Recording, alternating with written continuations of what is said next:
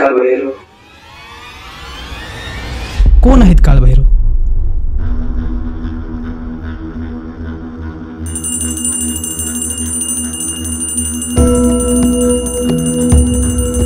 काळाचा अधिपती. भैरवाला दारू किंवा व्यसनाशी थोडीसं निगडीत केलं जातं. ते प्रसाद म्हणून नाही, एकदा त्यांना दिलं की ते परत ग्रहण नाही करायचं आहे. इस्लामिक धर्मामध्ये सुद्धा भैरव सदृश्य देवतेची साधनाही केली जाते. तर आपल्या बरेचशे देवता त्यांच्या आहे, फक्त नाव वेगळे, नाव वेगळे आहे पण स्वरूप तेच आहे. जेव्हा तुम्ही भैरव उपासना करता तुम्हाला सुरुवातीला भयावह स्वप्न पडतात. तुमच्या गळ्यामध्ये मुंड का आहे? जे जे जन्म तुझे झाले ते मी मुंड म्हणून माझ्या गळ्यामध्ये धारण करतो. ज्यावेळी तू डोळे बंद करतोस, तुला काली दिसते आहे, तर तू एक काम कर, तू हातामध्ये खडगं घे आणि त्या कालीचंच तू शिरच्छेद कर. असं तू तिथे तुझ्या आज्ञाचक्रामध्ये कर. भैरव उपासक असताना एक गोष्टची आपल्याला काळजी घ्यावी लागते. ती काळजी म्हणजे अशी,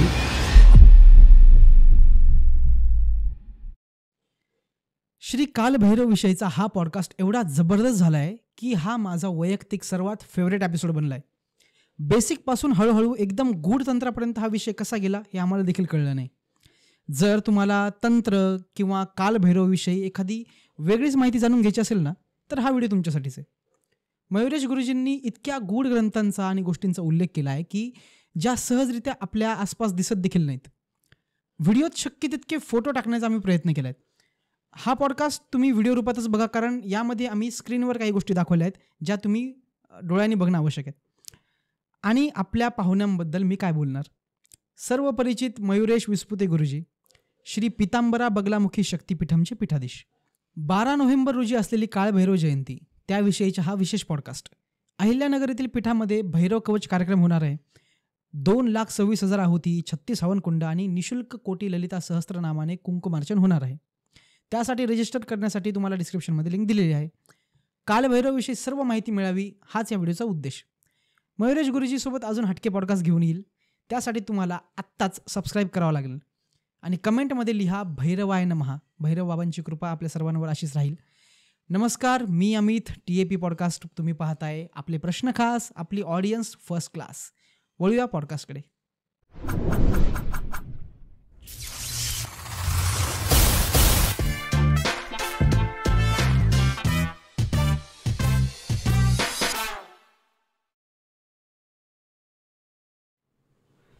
मयुरेश गुरुजी, स्वागत आहे TAP पॉडकास्टमध्ये. नमस्कार. नमस्कार. जय श्री कृष्ण. जय श्री कृष्ण. भैरवाय नमः. भैरवाय नमः. श्रीमात्रे नमः. श्रीमात्रे नमः. कसे आहात? एकदम छान, मस्त. क्या बात आहे. मी पण तुमच्यासारखाच एकदम छान मस्त फील करतोय, कारण माझ्या स्टुडिओमध्ये आज बटूक भैरवाची स्थापना तुम्ही केली. खूप आनंद झाला मला. आणि आपली भेट आधी तुमचा जो नियोजित कार्यक्रम होता ज्यामध्ये अश्लेषा बळीपूजाचं तुम्ही, तेव्हापासून मला भेटायचं होतं खरं तर. आणि आज कालभैरवांनीच आपल्याला भेटीसाठी एक कारण दिलं आहे. म्हणजे मला हे तुम्हाला सांगायला नक्की आवडेल की कालभैरव मला केव्हापासून म्हणजे माहीत झाले. शंकराचार्यांचा एक किस्सा आठवतो मला की त्यांचं थोडंसं अहंकार झाला होता त्यांना त्यांच्या ज्ञानाचा, आणि तो मात्र कालभैरवांनीच काढला होता. त्याची कथा अर्थ तुम्हाला माहीतच असणार. पण तेव्हापासून मला एक इंटरेस्ट लागला होता की कोण आहेत कालभैरव आणि त्यांचं कार्य काय. जर मी आपल्या सनातन संस्कृतीमध्ये ज्या परंपरा आहेत, शाक्त परंपरा म्हणू द्या किंवा वैष्णव, शैव, सौर्य, गणपत्य, यांच्यामध्ये कालभैरव शैवामध्येच त्यांचं वर्गीकरण केलं जातं. पण कालभैरवची उपासना कशी करायची किंवा कालभैरव कोण आहेत, इथून थोडंसं स्टार्ट करू. एका छोट्या वाक्यामध्ये मला सांगू शकता का तुम्ही की कालभैरव कोण आहेत? काळाचा अधिपती. ह्या संपूर्ण विश्वामध्ये दोन शक्ती, दोन वेळेचे दोन प्रकार आहे. एक आहे अनुकूल आणि एक आहे प्रतिकूल. बरोबर. ज्यावेळी तुमच्या आयुष्यामध्ये प्रतिकूल काळ चालू असतो, त्या प्रतिकूल काळातून तुम्हाला बाहेर काढून तुम्हाला साधनेच्या अनुकूल जो करतो तोच म्हणजे कालभैरव. ज्याची सत्ता ह्या काळावरती आहे तेच म्हणजे काळभैरव दैवत. भैरव शब्दाचा अर्थ असा होतो की भैरव कल्प नावाचा ग्रंथ आहे, त्याच्यामध्ये सांगितलं आहे की भ र व. भ म्हणजे भरण करणारा, र म्हणजे रमणारा आणि व म्हणजे वमन करणारा. म्हणजे सृष्टी, स्थिती आणि संहार या तीनही वेळेला जो द्रष्ट्या भावाने जो ह्या क्रिया करतो किंवा ह्या क्रिया करण्यास जो सक्षम आहे तेच म्हणजे भैरव आणि तेच म्हणजे काळभैरव. ओके, फार सुंदर. कालभैरवांची उपासनाबद्दल आपण तर पुढे चर्चा करणारच आहोत, परंतु कालभैरव ही देवता थोडीशी म्हणजे सामान्य माणसांच्या दृष्टीने थोडीशी उग्र स्वरूपाची वाटते, भयावह आहे. आणि शिवाय त्या देवतेचं काम पण असं ऐकून येईल की भीती दूर करण्यासाठीच आहे, किंवा क्षेत्रपाल म्हणतो आपण, किंवा कोतवाल यांना रक्षण करणाऱ्या एका भूमीचं. पण मग अशा देवतेची उपासना, आता मी तुम्हाला याचा संबंध का सांगतो की समजा एखादा वैष्णव आहे जो विष्णूची भक्ती करताना समजा कृष्णाची भक्ती करतो, त्याच्यामध्ये अर्थातच ती पूजा करताना त्याच्या मनात तो भाव असतो की प्रेम भावना. जो एखादा महादेवाची भक्ती करतो त्याच्यामध्ये थोडंसं कुठेतरी वैराग्य येतं. पण आता कालभैरवाची पूजा करताना कदाचित माझ्यात तेच गुण येतात का जे कालभैरवांचं जसं स्वरूप आहे? तसं नाही आहे. नक्कीच तो भयाला दूर करणारा जरी असला तरी देखील भैरवाची जी उपासना आहे ही आपल्या सनातन धर्मामध्ये कोणतेही पंथ असतील या प्रत्येक पंथामध्ये भैरवाची उपासना ही पूर्वीपासूनच चालत आलेली आहे.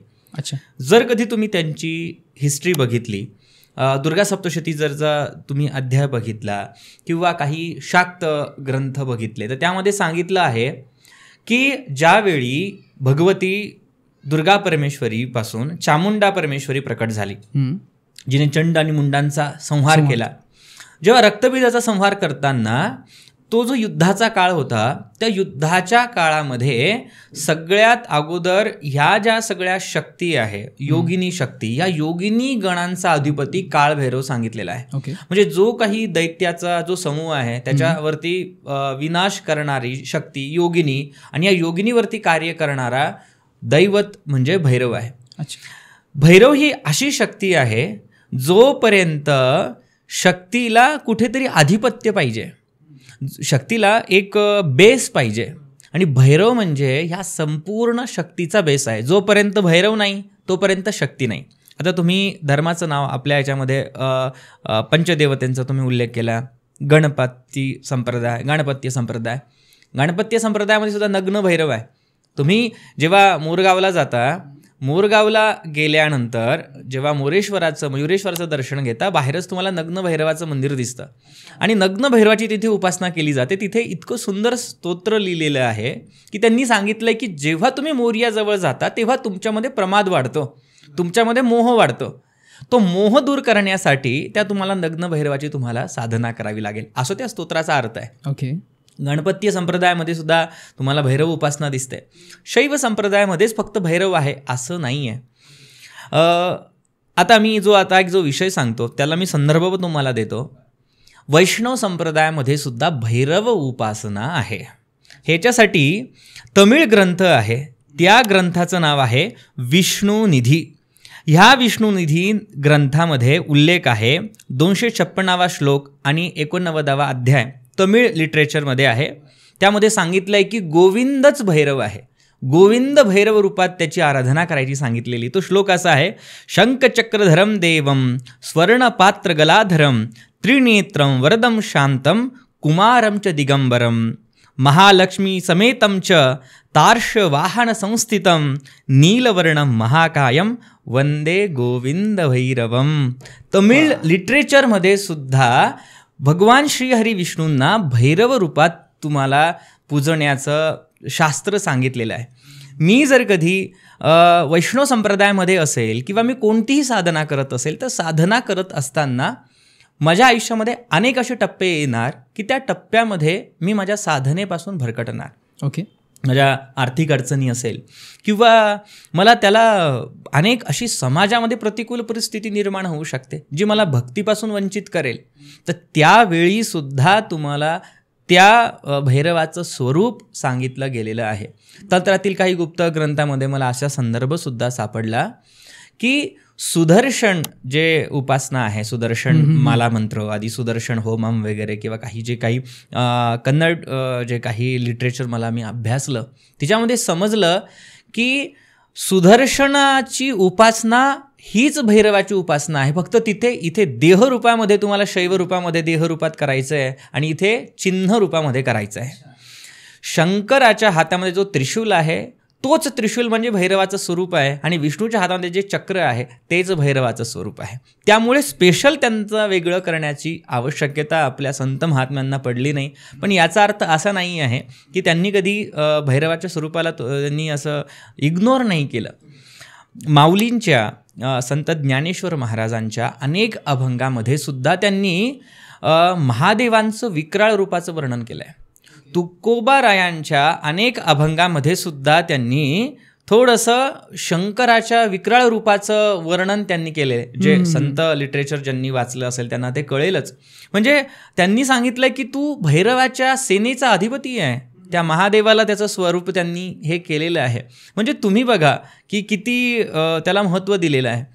अजून मला तो ओवीसुद्धा मी एक वाचली, मला त्याचा संदर्भ असा सापडला. माऊलींनी एका ठिकाणी असं सांगितलेलं आहे की तुम्ही त्या पांडुरंगाला भजा, नाहीतर भयरूपी भैरवापासून तुम्हाला कोणी वाचवू शकणार नाही. म्हणजे त्यांनी सुद्धा या गोष्टीची पुष्टी केली आहे. पण काय झालं, भैरव ही जे देवता अशी आहे की ते माणसाला जसं आहे तसं स्वीकारतं. आणि तंत्र तसंच आहे. तंत्र माणूस जसा असेल तसं त्याला स्वीकारतं. कारण की भैरव हा असा एनर्जीचा असा फॉर्म आहे की तो चेंज होत नाही. तुम्ही मला प्रथम प्रश्न विचारला की कृष्णाचं स्वरूप असं आहे, आमच्यामध्ये प्रेम येणार. हनुमंत म्हणजे प्राणशक्ती आहे आणि भैरव ही जी शक्ती आहे ही भयातून मुक्त करणारी शक्ती आहे. माझा संकल्प शक्ती दृढ करणारी दैवत आहे. हनुमंताचं केलं तर तुमचा प्राणशक्ती तुमची वाढणार आहे. पण ही प्राणशक्तीला बॅलन्स करण्यासाठी किंवा मला त्या प्राणशक्तीचा अहंकार झाला नाही पाहिजे म्हणून मला भैरवाची उपासना करायची आहे. एकीकडे हे दैवत असं आहे हनुमंत की त्या ठिकाणी तुम्हाला त्यांच्यातले गुण घ्यायचे आहे जेणेकरून तुमची प्राणशक्ती वाढेल. आणि एकीकडे तुम्हाला त्याच्यातले जे गुण आहेत ते त्याच्यामध्ये जे गुण आहेत ते तुम्हाला घ्यायचे नाहीये, ते त्याला समर्पित करून द्यायचे आहे. तेव्हाच तर माझा संकल्प दृढ होणार. करेक्ट. जर कधी मी नॉनव्हेज खात असेल, जर कधी मी ड्रिंकिंग करत असेल तर ते भैरवाला दारू किंवा व्यसनाशी थोडीसं निगडीत केलं जातं. ते प्रसाद म्हणून नाही, एकदा त्यांना दिलं की ते परत ग्रहण नाही करायचं आहे. म्हणजे ही कन्सेप्ट तशी दिलेली आहे. आणि मुख्य भैरव उपासना प्रत्येक गावामध्ये तुम्हाला दिसते. आपल्याला आपण त्याला क्षेत्रपाल मानतो, क्षेत्रपाल त्याला समजतो. पण आपल्या शरीरामध्ये एक नाडी आहे. ही जी नाडी आहे ह्या नाडीवरती तुमचा क्रोध आणि भय डिपेंड असतो. जे आपले मानवीय जे काही या संशोधनात्मक जे विषय आहे जेव्हा आपण त्याचा अध्ययन करू तेव्हा समजतं, मानसशास्त्रीय. तर त्या ठिकाणी ती एक नाडी अशी आहे की त्या नाडीतूनच आपले वेगवेगळ्या प्रकारचे जे काही विचार आहेत ते भाव हे प्रकट होत असतात. आणि ज्यावेळी तुम्ही भैरवाची उपासना करता त्या नाडीवरती तुमचा बरोबर अंकुश येतो. दोन गुण असे आहेत की त्या दोन गुणामध्ये तुम्ही स्वतःचं अस्तित्व विसरता. एक म्हणजे माणूस जेव्हा क्रोधात असेल तेव्हा क्षण आहे, एका क्षणामध्ये व्यक्ती काय करून जातो आपल्याला कळत नाही. मोठे मोठे संतांकडून म्हणजे जे मोठे आध्यात्मिक व्यक्ती आहेत त्यांच्याकडनं एका क्षणामध्ये काहीतरी चुकी होते. फक्त तिथे काळाचा तो महिमा त्यांच्यावरती काम करतं. अगदी ऋषीमुनींचं तुम्ही विश्वामित्राचं जरी उदाहरण घेतलं तर अगदी तो क्षणाचा तो तेवढा एका क्षणाचा तो तिथे तुम्हाला इफेक्ट दिसतो. तिथे क्रोध आला, नंतर आलं भय. हे दोन भाव असे आहेत की ते मानवीय मेंदूवरती सगळ्यात जास्त हवी ठरतात.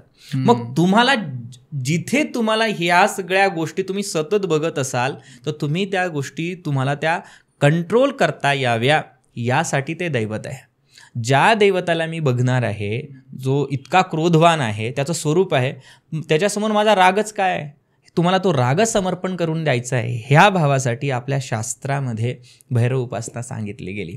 गणपती संप्रदाय झालं, वैष्णव संप्रदाय झालं, शैव संप्रदाय तर भैरव उपासनेतूनच आहे. सोबत गायत्री म्हणजे सौर परिवारामध्ये सुद्धा सौर आदी काही सूक्तांचं जेव्हा तुम्ही अध्ययन करता तेव्हा मध्ये सुद्धा सांगितलं आलं आहे. सूर्याचं सुद्धा एक नाव आहे मार्तंड भैरव, तेच आपले खंडोबा.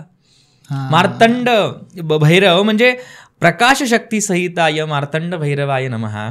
तो सूर्याला सुद्धा त्या मार्तंड भैरवात केलं जातं. म्हणजे तुम्ही पाचही पंथ बघा, बरोबर, पाचही पंथामध्ये तुम्हाला भैरव हे दिसतात आणि ते जग जाहीर आहे, फक्त आपण कधी त्या गोष्टीचं अध्ययन केलं नाही इतकंच. वा, सुंदर. जसं तुम्ही सांगितलं ना आता की आपल्या 5ही संप्रदायामध्ये भैरवाची उपासना करून त्या रूपाने आहेच. तसं इतर धर्मियांमध्ये सुद्धा, म्हणजे इथं उल्लेख करू शकतो मी की जैन आणि बौद्धमध्ये पण त्यांच्या तंत्रिक याच्यामध्ये भैरवांची रूप आहेत. थोडंसं फार मी जे बघितलंय तेवढंच तुम्हाला सांगतोय. आणि दत्त संप्रदायांना सुद्धा भैरवांचीच संप्रदायांशी काहीतरी निगडीत बघितलं होतं मी एका पॉडकास्टमध्येच मी बघितलं होतं की त्रिशीर भैरव. हो, मी पाहिलेलं. येस. त्यामध्ये ते जे रूप दिसतं ते थोडंसं गुरुदेव दत्तांसारखंच दिसतं. हो. परंतु हे पण भैरवांचीच रूप आहे. पण मला तुम्ही एक मध्ये म्हटलं की चिन्हरूपी पण पूजा केली जाते. आता मला एक प्रश्न पडलाय की मी जर महादेवाचं भक्त आहे, मी जर महादेवाची उपासना करतोय, तर मला वेगळी कालभैरवाची उपासना करण्याची काय गरज आहे? खूप छान प्रश्न. सगळ्यात अगोदर एक लक्षात घ्या की कोणताही संप्रदाय असो किंवा कोणतेही देवी देवता असो, तर तुम्ही महादेवाचा विषय केला तर म्हणून सांगतो, हे जे तत्व आहे, महादेव, ज्यावेळी तुम्हाला महादेव म्हणजे एक असं ज्ञान आहे, एक असं चैतन्य आहे की त्या चैतन्याला तुम्हाला संपूर्ण समर्पण करावं लागेल, तेव्हा ते चैतन्याची तुम्हाला अनुभूती येईल. ओके. धर्मशास्त्र, वेदशास्त्र तुम्हाला काय सांगतं? देवम भूत्वाम देवम यजत. तुम्हाला स्वतःला ते व्हायचं आहे. तुमच्या त्या आत्मचैतन्याला तुम्हाला शिवरूपात भजायचं आहे, तेव्हा तुम्हाला सत्यम शिवम सुंदरम याचा अनुभव येईल. पण आत्मतत्व बघण्यासाठी माझ्यावरती मोहाचा पगडा आहे, माझ्या हृदयावरती, माझ्या दृष्टीवरती अहंकाराचा आहे, वेगवेगळे पडदे आहेत. जेव्हा मी त्या भैरव रूपाला स्मरण करणार तेव्हा हे पडदे दूर होणार आणि मला माझं आत्मस्वरूप दाखवणार. आणि तुम्ही जो शिव उपासक आहे, शास्त्र असंही सांगतं, तुम्ही जर कधी, खूप जुना ग्रंथ आहे आपल्या लिंगायत समाजामध्ये, लिंगधारण चंद्रिका म्हणून एक ग्रंथ आहे, त्या ग्रंथामध्ये तर इतकं सांगितलेलं आहे की जो आत्मलिंगाचं धारण गळ्यामध्ये करतो त्याला सर्व प्रकारचे भैरव संरक्षित करतात. ओके. म्हणजे हा जो संदर्भ आहे याच्यासाठी मी तुम्हाला सांगतो आहे की तुम्ही ज्या देवतेचं जरी करत असलात त्या ठिकाणी तुम्हाला हे तत्वच तुम्हाला ते मदत करतं. त्यासाठी वेगळं काही करण्याची तशी आवश्यकता नाही, परंतु आपला त्या देवतेवरती एवढा विश्वास नसतो, एवढं आपलं समर्पण नसतं. ते समर्पण व्हावं म्हणून तुम्हाला या सगळ्या गोष्टी तुम्हाला सांगितलं जातात. तुम्हाला मी अजून सांगतो की आपल्या सनातन परंपरेमध्ये गुरु शिष्याच्या संप्रदायाला खूप जास्त महत्त्व आहे. भैरव हा एक प्रकारचा आदेश, म्हणजे भैरव हे असं तत्व आहे की ते फक्त शिवापुढे उभं असतं आणि ते फक्त सांगतं की आदेश करा, मी काय करावं. मला असं वाटतं की हे स्वरूप गुरु आणि शिष्याचं आहे. बरोबर. जोपर्यंत तुम्ही भैरव होणार नाही तोपर्यंत तुम्हाला स्वतः शिव समजणार नाही. कोणताही शिष्य सर्वात अगोदर त्याला भैरव व्हावं लागेल, नंतरच त्याला आपल्या इष्ट देवतेची प्राप्ती होईल. माझा म्हणजे पुढचे विचारण्याचे सगळे प्रश्नच संपवले असं वाटतंय मला, कारण तुम्ही एकाच प्रश्नामध्ये मला सगळेच पैलू सांगितले. ठीक आहे, तर एक थोडासा प्रयत्न करतो मी. आता कालभैरवांविषयी मला एक गोष्ट डोक्यात आली आत्ता. अष्टभैरव आहेत आपले, 8 भैरव आहेत. असितांग भैरव, चंड भैरव, क्रोध भैरव, संहार भीषण. ह्या अष्टभैरवांची उपासना का करायला पाहिजे, कोणत्या व्यक्तींनी करायला पाहिजे, कधी, केव्हा, का? मुख्यतः तंत्रशास्त्रातला हा थोडासा गुप्त विषय आहे. बरं. परंतु एक माहितीच्या अनुषंगाने मी तुम्हाला सांगतो. आपल्या सनातन तंत्रशास्त्रामध्ये अष्टमातृका आणि अष्टभैरवांचं अनन्यसाधारण महत्त्व आहे. जेव्हा तुम्ही तंत्रशास्त्राची साधना सुरू करता तर तुम्हाला अष्टमातृका आणि अष्टभैरवांची साधना प्रत्येक यंत्रामध्ये तुम्हाला दिली जाते. जे तुम्ही कोणतंही यंत्र बघितलं असेल तर त्या यंत्राच्या ज्या बाहेरचं जे भूपूर आहे, जे काही क्षेत्र आहे, आवरण आहे, त्या ठिकाणी अष्टमातृका, अष्टभैरवांचं स्थान सांगितलेलं आहे. ओके. प्रत्येक दिशा, यंत्र हा असा प्रकार आहे की ते त्या एनर्जीला सांभाळण्यासाठी किंवा त्या शक्तीचं ते घरच आहे.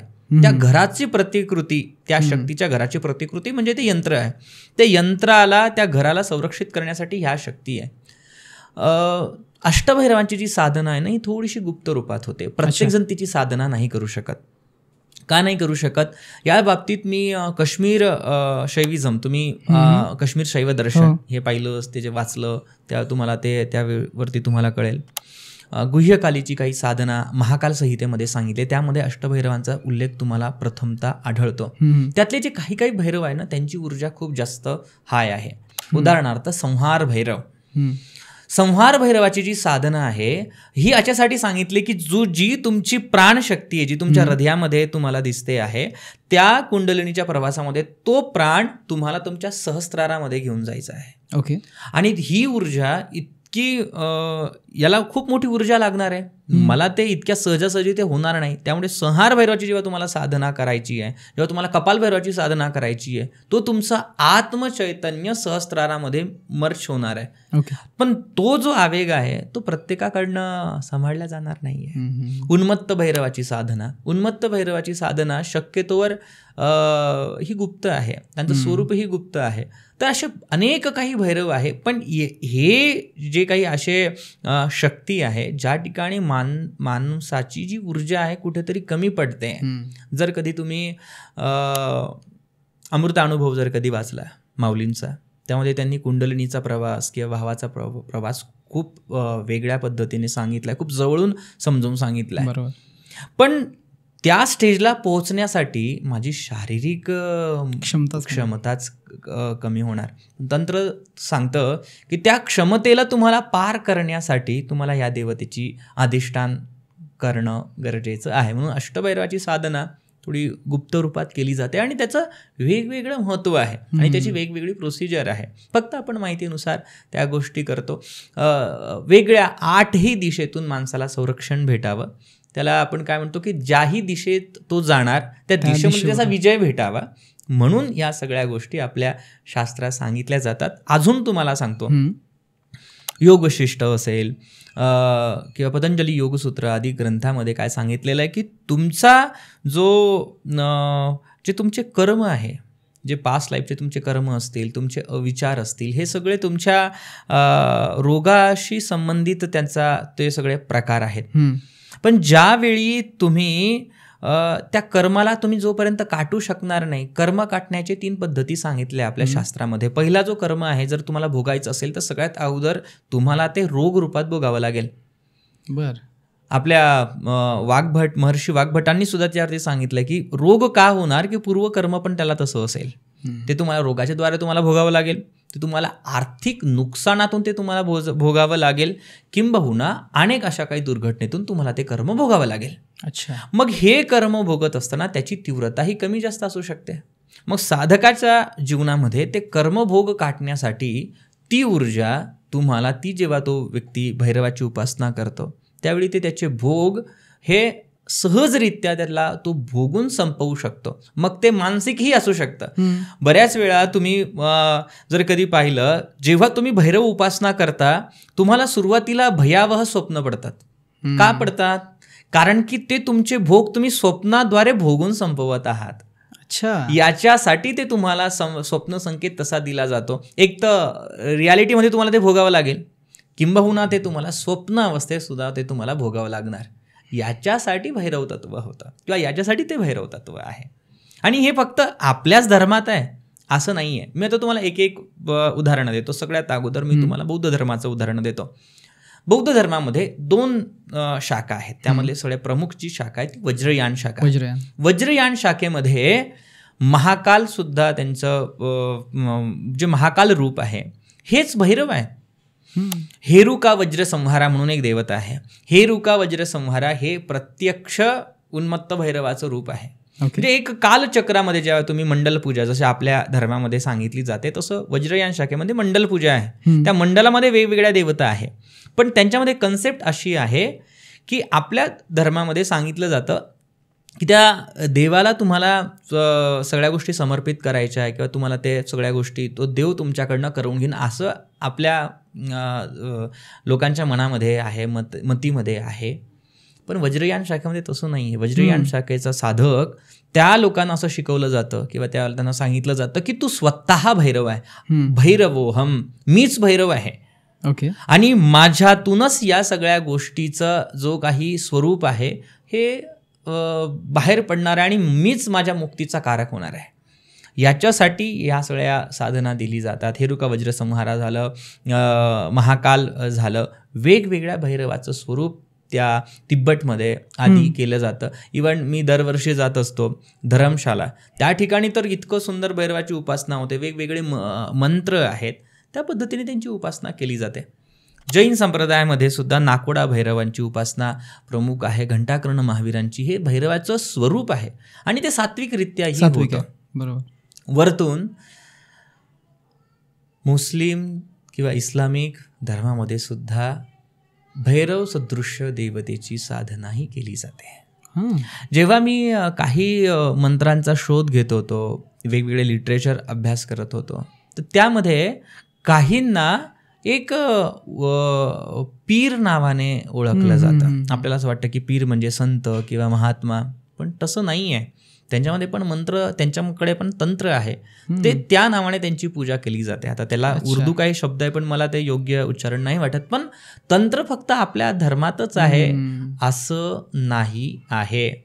जर कधी तुम्ही जापानमध्ये गेलात, जापानमध्ये सुद्धा एक वेगळ्या चिन्हाची पूजा केली जाते आणि ते चिन्ह म्हणजे लिंगच आहे. आणि ज्यावेळी त्यांच्यातलं ते त्यांची अशी धारणा आहे की जे काही त्यांचे जे चिन्ह आहे, लिंग जे रूपात आहे, त्याला संरक्षण करणारी कोणती तरी ऊर्जा आहे, एक शक्ती आहे आणि त्यांना ते पूजा करतात. लिंग म्हणजे प्रकृती आहे, सृष्टी आहे, जिथून सृष्टी उत्पन्न होणार आहे आणि ह्या सृष्टीला सिक्युअर करण्यासाठी एक शक्ती आहे. मला असं वाटतं ते भैरवाशी खूप त्यांचं जे स्वरूप आहे ते खूप मिळतं जुळतं. जर तुम्ही गुगल केलं, नक्की आपण करू. आणि तुम्हाला हे पण दाखवतो मी की जापानीजच्या काही देवतांमध्ये, आता कांगितेन, तू कांगितेन सर्च कर एकदा, श्री कांगितेन जर बघितलं आपण जापनीजमध्ये, तो आता मी सांगायची गरज नाही की कोणत्या देवतेसारखे दिसतात. हो, गणपतीसारखे आहे. आपल्या बरेचशे देवता त्यांच्या आहे, फक्त नाव वेगळे, नाव वेगळे आहे पण स्वरूप तेच आहे. कारण की एक लक्षात घ्या की नालंदा जे काही विद्यालय होतं हे विश्वविद्यालय होतं. त्यामुळे आपला जो काही धर्मातलं जे ज्ञान आहे हे खूप जास्त, बरोबर. इकडे जर पूर्वेला बघितलं तर ग्रीकमध्ये झ्यूस वगैरे जे देवता आहेत, इंद्र. इव्हन रोम जे साम्राज्य होतं तिथे सुद्धा देवी देवतेची कन्सेप्ट होती आणि अजूनही आहे.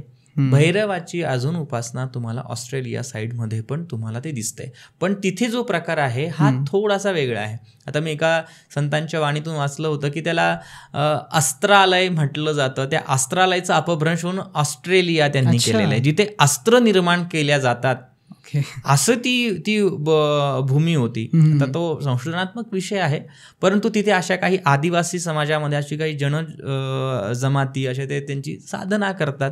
तर मला असं वाटतं की हे सगळ्या रिच्युअल्सचा तो सगळा म्हणजे भैरव सर्वव्यापी, सर्व भैरव हा सर्वव्यापी आहे.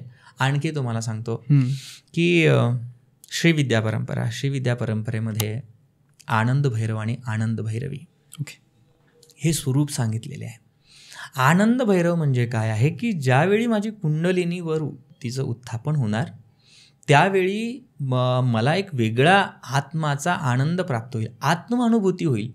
त्या अनुभूतीला, त्या भावालाच आनंद भैरव सांगितलेलं आहे. अच्छा. शाक्त परंपरेमध्ये सगळ्यात महत्त्वाचं जे रिच्युअल मानलं जातं ते आहे भैरवी चक्रपूजा. आणि भैरवी चक्रपूजा हा थोडासा विषय वेगळा गंभीर आहे, पण मी फक्त त्याचा भावार्थ सांगतो की जो साधक आहे त्याला स्वतःला भैरव समजायचं आहे आणि त्याची जी शक्ती, त्याची जी सहचारिणी, हिला भैरवी समजायचं आहे.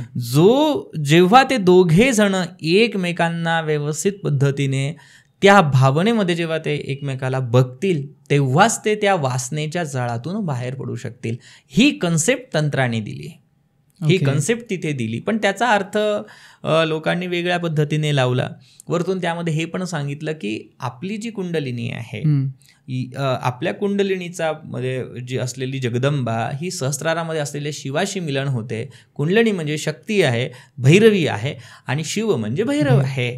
हा स्वरूप सुद्धा तिथे सांगितला गेलेला आहे. ओके. तुम्ही मंत्राचा एक उल्लेख केला होता.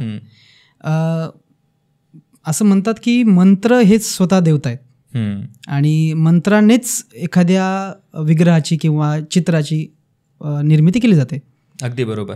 तर हे जे मंत्र आहेत, आता कालभैरवाबद्दल मला जर म्हणायचं असेल तर मी कालभैरव अष्टकम वगैरे म्हणतो, जे कधी मला आवडतं पण ऐकायला सुद्धा, आणि मी केव्हाही लावतो. पण माझं हे केव्हाही लावणं योग्य आहे का? तुम्ही कालभैरव अष्टक तुम्ही ऐकू शकता, ऐकायला कोणतंही त्याला असं नियम नाही आहे, बंधन नाही आहे. पण तुम्ही जर कधी ते वाचत असाल तर तुम्हाला थोडंसं बसून व्यवस्थित तुमची नियम पाळून ते वाचणं गरजेचं आहे. एखाद्या तो आपण मोबाईलमध्ये तो त्याच्यातून व्हायब्रेशन निर्माण नाही होणार, त्यामध्ये तुमचे फक्त भाव तयार होतील, तुम्हाला ते बरं वाटेल. तुमच्या मेंदूमध्ये ते काहीतरी शब्द पडताय तर तुमचा मेंदूमध्ये तो भ्रम निर्माण होतोय की हे काहीतरी चांगलं आहे. तुमच्यामध्ये ते पॉझिटिव्ह हॉर्मोन ॲटोमॅटिकला ते हे व्हायला सुरुवात होऊन जाते, सिक्रेट व्हायला सुरुवात होऊन जाते. पण ज्यावेळी तुम्ही ते स्वतः बोलता तेव्हा तो आनंदाची अनुभूती तुम्हाला सगळ्यात अगोदर होते. मंत्रशक्ती ही प्राणशक्तीने चालते आणि प्राणशक्ती ही मोबाईलमध्ये थोडी आहे, ती आपल्यामध्ये आहे. करेक्ट. म्हणून बोलायला मंत्राला खूप महत्त्वाचं आहे. स्वरूपा एक लक्षात घ्या, मंत्र वेगळे आणि चित्र वेगळं ही संकल्पनाच वेगळी आहे. पहिलं म्हणजे वेगळं समजू नका, एकच आहे. बरं. एखाद्या मंत्रशास्त्राची सुरुवात कशी झाली? ज्यावेळी मी माझ्यात अगदी थर्ड डायमेन्शनमध्ये मी जेव्हा जाणार, मी जेव्हा ध्यानस्थ होणार, मला एखादी स्वरूप दिसेल. हे स्वरूप दिसल्यानंतर मी ते ध्यान श्लोक म्हणून लिहून ठेवेल. एकदंता चतुरहस्तम पाशमंकुशधारिणम. ऋषींनी त्यांच्या ध्यानात समाधीच्या परमावस्थेमध्ये जे स्वरूप दिसलं ते श्लोकबद्ध केलं आणि श्लोकबद्ध केल्यानंतर त्यांना विशिष्ट ध्वनी ऐकू आला, तेच त्यांनी लिहून घेतलं. म्हणून ऋषी जेही असतील त्या ऋषींना काय म्हटलं जातं? मंत्रद्रष्टा म्हटलं जातं. मंत्र रचयिता नाही म्हटलं जातं, द्रष्टा म्हटलं जातं. म्हणून त्या शक्तीचा ध्वनी किंवा त्या शक्तीचं प्राणशक्तीच्या कोणत्या ध्वनीमध्ये आहे हेच म्हणजे मंत्र आहे. त्यांनी तो ध्वनी ऐकला, ध्वनी ऐकल्यानंतर त्यांना ते एखादी चित्र प्रस्फुटित झालं आणि मग नंतर मूर्तीशास्त्र आदींनी त्यांनी ते वर्णन केलं, मग लोकांनी त्याच्यावरून मूर्ती तयार केली. हे आहे आगम रहस्य. म्हणजे मंत्र वेगळं आहे आणि चित्र वेगळं आहे असं नाही आहे. मंत्रातूनच त्यांना त्या देवतेचं स्वरूप दिसलं आणि मग त्यांनी ते केलं. आता मी जेव्हा अमित म्हणेल तेव्हा माझ्या आयुष्यात मी ज्या ज्या अमित लोकांना भेटलोय मला त्यांचं चित्र येईल. पण अगोदर मला अमितची अनुभूती, आता मी तुम्हाला पाहिलं तर मला ती अनुभूती केव्हा येईल, तुमचा चेहरा केव्हा येईल? जेव्हा मी तुम्हाला पाहिलं असेल, बरोबर, तेव्हाच मला त्या शब्दाचा अर्थ कळेल. तेव्हा मंत्र म्हणजे त्या शक्तीला त्यांनी स्वतः पाहिलं, अनुभवलं आणि तेव्हाच ते तुमच्या समोर. आणि आपल्यासारख्या सामान्य लोकांना जेव्हा देवतेची उपासना करायची असते तेव्हा मंत्र उच्चारण खूप महत्त्वाचं मानलं जातं आणि त्याद्वारेच देवांना कनेक्ट होण्यासाठी मूर्ती स्थापित केली जाते. म्हणजे थोडक्यात असं म्हणलं जातं की देव निर्गुणच आहे, त्याला कुठलाही आकार नाही. हे झाला अद्वैत सिद्धांत. बरोबर. आणि द्वैत सिद्धांतामध्ये आपण म्हणतो की कोणाच्या तरी म्हणजे एका विग्रहाच्या रूपातून आपण देवाला, म्हणजे ते सोपं जातं जेणेकरून ध्यान एकत्रित होतं. तर मग इथं कालभैरवाची उपासना करताना नेमकं मला विग्रहाची पूजा करायला हवी की मंत्रानेच सगळं समर्थ होतं? म्हणजे सामान्य लोकांनी काय करायला पाहिजे, कशी पूजा केली पाहिजे? आता मी तुम्हाला सांगेल की मंदिर निर्माणशास्त्र किंवा प्रतिमाशास्त्र आधीचं जर का तुम्ही अध्ययन केलं तर भैरवाच्या मूर्तीचं अधिष्ठान हे फक्त मंदिरातच सांगितलेलं आहे. अच्छा. वरतून मी तुम्हाला सांगतो की महाराष्ट्रामध्ये असे अनेक गड किल्ले आहेत की त्या ठिकाणी छत्रपतींनी भैरवाची स्थापना केली. गड किल्ल्याचं संरक्षण त्यांच्याकडे दिलं आणि त्याच ठिकाणी त्यांची स्थापना केलेली आहे. इव्हन तुम्ही जर कधी पाहिलं तर आकाश भैरव म्हणून आहे. आकाश भैरव हे जे स्वरूप आहे भगवान शिवांचं अगदी उग्र रूप आहे. अशी कथा आहे ती की नरसिंह भगवानांचा अवतार झाला, त्यांच्याकडनं तो आवेश सांभाळला गेला नाही, तर मग नंतर शिवांनी हे केलं. लोक त्यामध्ये करतात श्रेष्ठ कनिष्ठाचा हा विषय नाही आहे. विषय तिथे आहे की दोघी तत्व एक आहे, एक कुठे ना कुठेतरी मर्ज होणार आहे ना. बरोबर. त्या गोष्टीला कुठे ना कुठेतरी तो त्याला इंड करणार आहे. ते आवडेल मला ऐकायला. तर आकाश भैरव हे स्वरूप म्हणजे भगवान शिवांचं स्वरूप आहे. तर नरसिंह भगवानांचा जो आवेश अवतार आहे त्याला शांत करण्यासाठी भगवान श्रीहरी विष्णूंनी अजून एक रूप घेतलं, गंड भैरुंड स्वरूप. जर कधी तुम्ही नेपाळमध्ये गेलात किंवा अन्य ठिकाणी गेलात, इव्हन तुम्ही म्हैसूरला गेलात तर त्या राजघराण्याचं चिन्ह सुद्धा गंड भैरुंड हे दैवत आहे. तर त्या स्वरूपाला शांत करण्यासाठी शिवांनी एक आकाश भैरवाचं रूप घेतलं, जे सगळे प्राणी पक्षी त्यांचं शरीर घुबडाचं आहे, पंख गरुडाचे आहे, पाय हरिणाचे आहेत, वाघाचं शरीर आहे, अशी ती शक्ती आहे. हे मला असं वाटतं कोणी श्रेष्ठ कोणी सगळे एकच आहे. पण त्यासाठी ते आकाश भैरव स्वरूप सांगितलं गेलं. आणि अनेक गड किल्ल्यावरती तुम्हाला शरभ स्वरूप पण दिसतं आणि गंड वेरुंड पण दिसतं. म्हणजे हा इतिहास आजचा नाही आहे, हा इतिहास खूप पूर्वीपासूनचा आहे. त्यामध्ये पण पुढे अजून त्यांनाही शांत करण्यासाठी प्रत्यांगिरा देवींचं म्हणजे ते अजून म्हणजे कधी कधी असं वाटतं, म्हणजे असं म्हणायला नाही पाहिजे, परंतु आपला संप्रदाय श्रेष्ठ करण्याच्या नादामध्ये असा प्रयत्न योग्य आहे नाही. प्रयत्न तसं नाही आहे, ते हे एक प्रकृतीची संरचना आहे. मी तुम्हाला अगदी छोटं उदाहरण देतो. आता कोविड झाला. कोविड कुठून आला? प्रकृतीतूनच आला.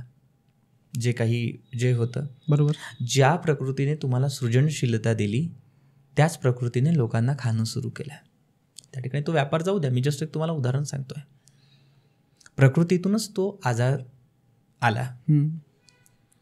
पण आजारानंतर काय झालं? जे काही लस बनवण्यात आली तिची प्रक्रिया तुम्हाला माहिती आहे का? मेलेले जे काही कोविडचे जीवाणू होते तेच शरीरामध्ये मृत सोडण्यात आले आणि आपल्या शरीरानेच त्याला अँटीबॉडीज केली.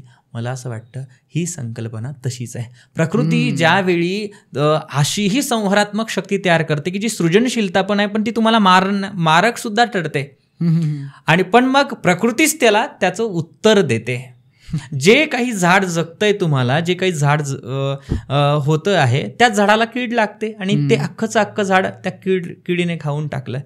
म्हणजे देवी देवतेचा संबंध मला असं वाटतं हा प्रकृतीचा संबंध आहे. ज्या ठिकाणी प्रकृती निर्माण करू शकते त्या ठिकाणी तीच प्रकृती तुम्हाला विनाश पण करू शकते. तिचा जो काही बॅलन्स सांभाळण्यासाठी ही सगळी प्रक्रिया आहे आणि हे त्या कथा तशा पद्धतीने त्या केल्या गेल्या आहेत. ओके, परत कालभैरवावर येऊ. आपण जर त्यांची एखादा चित्र वगैरे बघितलं आपल्याला तर आपल्याला काही ठराविक गोष्टी कालभैरवामध्ये दिसतात. जसं की हातात खडक, त्रिशूळ, खप्पर आणि श्वान वगैरे. हा व्यवस्थित दिसेल. ओके, झूम कर. ओके, यामध्ये मला श्वान. अगोदर आपण शस्त्रावरती विषय करू. बघा, त्रिशूळ आहे त्यांच्या हातामध्ये आणि खप्पर आहे. बरोबर. त्रिशूळ जे आहे ना हे माणसाचं काळ, कर्म आणि परिणाम हे ज्याच्या हातामध्ये आहे हे दाखवण्यासाठी ते त्रिशूळ तिथे दाखवलेलं आहे. ओके. जे तुम्हाला खप्पर दिसतं आहे ना, हे खप्पर याच्यासाठी सांगितलेलं आहे की त्याचा अहंकाराचा नाश व्हावा आणि त्याला सतत मृत्यूची आठवण व्हावी. अच्छा. की माझं जीवनाचं अंतिम सत्य माझ्या डोळ्यासमोर जे दिसतं आहे ते केव्हा आणि केव्हा संपणार आहे. आणि खप्पर इथे तरी ती वाटी दाखवलेली, पण मुख्यतः ते खप्पर तसं नाहीये, कपालाचं खप्पर आहे त्यांच्या हातामध्ये. बरोबर. म्हणजे माझ्या बुद्धीमध्ये, माझ्या विचारामध्ये जेव्हा वासना राहणार आहे तोच माझ्या जन्माचा कारक होणार आहे. जर कधी मी त्या वासना संपवल्या माझ्या विचारातून तर मला मोक्ष आहे, जिवंतपणी मोक्ष आहे. हे सांगण्यासाठी त्यांच्या हातामध्ये खप्पर सांगितलं गेलेलं आहे. वरून त्रिशूळ की जो 3 गुणात्मक आहे, त्रिगुणात्मक आहे. तिन्ही जर कधी तुम्ही बटुकाची साधना केली, भैरवाची साधना केली तर त्यांच्यामध्ये सात्विक ध्यान पण आहे, राजसिक ध्यान पण आहे आणि तामसिक पण ध्यान आहे. जो तिन्ही गुणाच्या पलीकडे आहे दाखवण्यासाठी त्यांच्या हातामध्ये तुम्हाला त्रिशूल दिसतं. जो काही तुम्हाला ते जो सर्प दिसतो त्या सर्पामध्ये ना तुम्हाला डमरू आहे. आता इथे दिसत नाहीये पण तुम्ही कोणतेही जर कधी देवी देवतेचं पाहिलं ना तर डमरूला साप वेढलेला आहे आणि तो हातामध्ये पकडलेला आहे. हे दुसरं तिसरं काही नाही, आपली कुंडलिनीचं स्वरूप आहे. तुमच्या शरीराची ज्यावेळी तुम्ही भैरवाची उपासना कराल तुमच्या शरीरातली कुंडलिनीचा प्रवास हा सुरू होतो आणि तुम्ही अनाहत नादामध्ये बरोबर जातात. त्या असलेल्या नाद तुम्हाला ऐकवण्यासाठी ते भैरव शक्ती कारागीर आहे, ती शक्ती कारागीर आहे. म्हणून डमरू मध्ये तो तुम्हाला दाखवला जातो. साप हा अति चंचल आहे, चंचल हा म्हणा कृष्णा गीतेमध्ये पण सांगितलेलं आहे. तर जेव्हा तुम्ही त्या भैरवाला बघणार तेव्हा तुमच्या मनाची चंचलता तो क्षणात बांधून ठेवेल, त्या विचारालाच तो बांधून ठेवेल, तेव्हाच तो तुम्हाला अनाहत नाद येईल. यासाठी ते तुम्हाला त्यांच्या हातामध्ये तुम्हाला सर्प आणि डमरू दिसतो. आणि श्वान हे जागरूकतेचं प्रतीक आहे. बर. तुम्ही पाहिलं असेल की कुत्रा जागरूक असतो. करेक्ट. हे हे जे श्वान म्हणजे ते श्वान नाहीये, ही आपल्यातली चेतना आहे जी सदैव जागृत आहे. आपण जरी झोपलेलो असलो तरी कॉन्शियस अनकॉन्शियस माइंड आपला ते सगळ्या गोष्टी सांभाळत असतो. ही ती चेतना आहे की जेव्हा तुम्ही भैरवाची उपासना करता त्यामध्ये तुमच्यामध्ये ती चेतना येते. ती चेतना तुमची सदैव जागृत असते आणि साधकाने जागरूक असावं. माझ्यासमोर वासना येणार आहे, मी ज्यावेळी माझ्यासमोर मी उदाहरणार्थ आता पंचमाकाराचा विषय तंत्रामध्ये दारू वगैरे भैरवाच्या उपासनेमध्ये सांगितलं जातात किंवा मला ते जरी मी पाहिलं पण मी जागरूक होऊन त्या गोष्टी मला करायच्या आहेत, ना की बेधुंद होऊन. बरोबर.